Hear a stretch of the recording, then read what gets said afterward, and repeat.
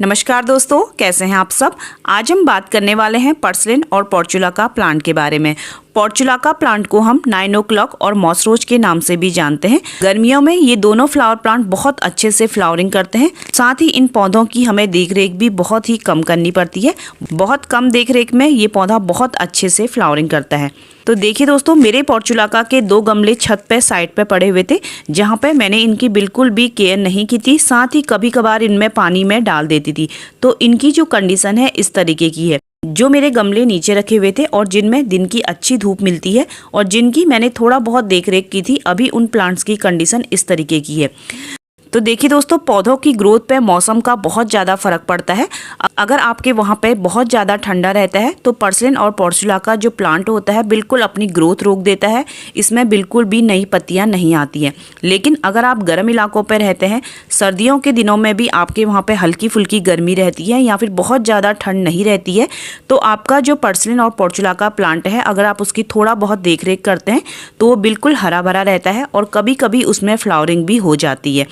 तो देखिए दोस्तों, हमारे वहाँ पे भी बहुत ज़्यादा ठंड नहीं रहती है, इसलिए जनवरी में ही मैंने इन पौधों पे कुछ काम किया था, जिसके कारण इन पौधों की इतनी अच्छी ग्रोथ हो गई है। और 2 गमले मेरे छत पे रह गए थे, उन पे मैं आज वही काम करूँगी जो मैंने इन गमलों में किया है, जिनसे इन प्लांटों की ग्रोथ भी बहुत अच्छे से हो जाएगी। साथ ही हम इन पौधों को कटिंग से भी लगाएंगे। तो सबसे पहला जो हमें काम करना है, जितनी भी इसकी पुरानी ब्रांचें हैं उनको हमें सबको कट कर देना है। अगर ब्रांचें लंबी हो या छोटी हो, सबको आपको पुरानी ब्रांचों को हटा देना है। तो देखिए दोस्तों, इस तरीके से जब आप पुरानी पूरी ब्रांचों को हटाते हैं तो इनमें नीचे से नई ग्रोथ स्टार्ट होती है। और जो नीचे से नई ग्रोथ स्टार्ट होगी उसमें फ्लावरिंग बहुत अच्छे से होगी। साथ ही जो फ्लावर का साइज होता है वो भी काफ़ी ज़्यादा बड़ा आता है। तो देखिए दोस्तों, इस तरीके से आपको सबसे पहले तो पुरानी पूरी की पूरी ब्रांचें कट कर देनी है। इसके बाद आती है खाद देने की बारी। तो देखिए दोस्तों, होता ये है, पर्सलिन प्लांट हो या फिर पोर्चुलाका प्लांट हो, इसमें आप बाद में कोई भी सूखी खाद नहीं दे सकते हैं, क्योंकि जो इसका प्लांट होता है वो बिल्कुल गमले में फैल जाता है और गमले में बिल्कुल भी जगह नहीं बचती कि आप उसमें गुड़ाई कर सकें या फिर आप उसमें कोई सूखी खाद दे सकें।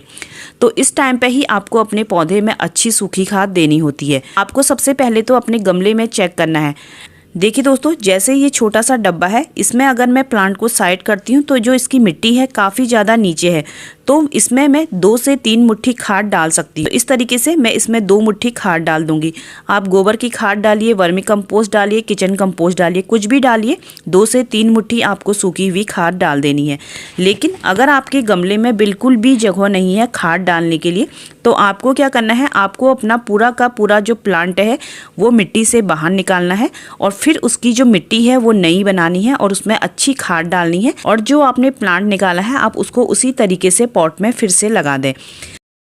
इससे आपका जो पौधा होगा बहुत अच्छे से फिर से ग्रो करेगा। इसके साथ ही आप पर्सलिन और पोर्चुलाका को फरवरी और मार्च में कटिंग से लगाते हैं तो ये पौधा बहुत ही जल्दी ग्रो करता है। तो देखिए दोस्तों, इसको कटिंग से लगाने के लिए दोस्तों मेरे पास एक पुरानी टोकरी पड़ी हुई है जो थोड़ा सा टूट गई है। तो जो इस तरीके के पॉट थोड़ा सा चौड़ाई वाले, उनमें पर्सलिन और पोर्चुलाका बहुत अच्छे से ग्रो करते हैं। जिस साइड से ये टोकरी टूटी हुई है वहाँ पे मैंने एक पन्नी लगा दी है। इस टोकरी में काफ़ी ज़्यादा बड़े बड़े छेद हैं, तो इसके लिए मैं इसमें कॉटन का कपड़ा रख रही हूँ। जो ये कपड़ा है दोस्तों, ये मैंने डबल किया हुआ है, क्योंकि अगर हम सिंगल कपड़ा लगाते हैं तो वो बहुत जल्दी गल जाता है, खासकर कॉटन का। तो डबल करके मैंने इसमें कॉटन का कपड़ा लगा दिया है। पर्सलिन और पोर्चुलाका के जो प्लांट होते हैं दोस्तों, इस तरह की टोकरी में बहुत अच्छे से चलते हैं। आप 10-10 रुपये की टोकरी लाके इन पौधों को इसमें अभी इस टाइम पे कटिंग से लगा सकते हैं। और सबसे पहले मैंने नीचे से इसमें डाली है सूखे हुए प्याज के छिलके। जो ये प्याज के बाहर के छिलके होते हैं, इनको मैंने धूप में सुखा के रखा हुआ था। प्याज के छिलके होते हैं दोस्तों, ये बहुत अच्छा काम करते हैं। अगर आपके पॉट का साइज छोटा है, आप नीचे से सूखे पत्ते और उसमें थोड़ा प्याज के छिलके मिला के रख दीजिए। अगर आपके पॉट का साइज छोटा है तो आप नीचे से उसमें सूखे पत्ते और उसमें थोड़ा प्याज के छिलके मिला के डाल दीजिए। पौधे को इससे बाद में बहुत अच्छी खाद मिलती है। तो मेरे पास अभी सूखे पत्ते नहीं हैं, तो इसलिए मैंने इसमें थोड़ा सा प्याज के छिलके डाल दिए हैं। मिट्टी में थोड़ा सा गोबर की खाद मिक्स करके हम इसमें डाल देंगे। पर्सलिन और पोर्चुलाका के पौधे को दोस्तों आप किसी भी तरह की मिट्टी में लगा सकते हैं। ये हर तरीके की मिट्टी में आसानी से ग्रो हो जाता है। तो इसकी जो कटिंग है दोस्तों ये बहुत आसानी से लग जाती है। आप 3 से 4 इंच की छोटी छोटी कटिंग भी लगाते हैं तो वो भी चल जाती है। लेकिन अगर आपके पास इसके प्लांट कम है, आप कहीं से कटिंग मांग के लाए हैं, तो आप इस तरीके से कटिंग को लगाइए। जैसे ये कटिंग है, आपको ऐसे खड़े करके कटिंग ना लगाएं, तो इस तरीके से आप कटिंग को लेटा के लगाएं।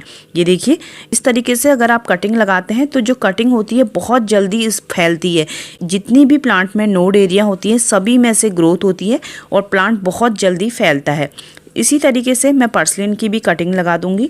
जब आप इन पौधों की कटिंग को लगाते हैं दोस्तों, उसकी कटिंग को लगाने के बाद ही आप इन्हें 1 से 2 घंटे की धूप में रख सकते हैं।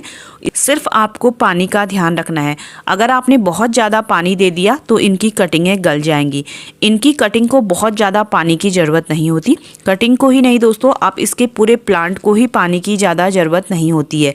आप जितना कम पानी इस प्लांट को देंगे, आपके पौधे में उतनी अच्छी फ्लावरिंग होती है।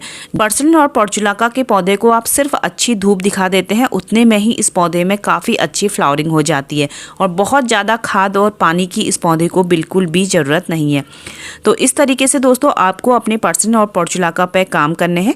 जब आप पौधे में इस तरीके से सूखी हुई खाद देते हैं दोस्तों, उसके बाद आपको 20 से 25 दिनों तक कोई भी लिक्विड खाद अपने पौधे पे नहीं देनी है।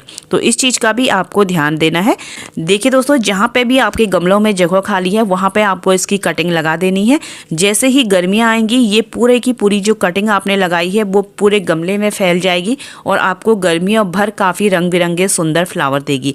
अगर आपको मेरा ये वीडियो पसंद आया हो तो मेरे चैनल को लाइक और सब्सक्राइब करिएगा। वीडियो देखने के लिए आप सभी का बहुत बहुत धन्यवाद।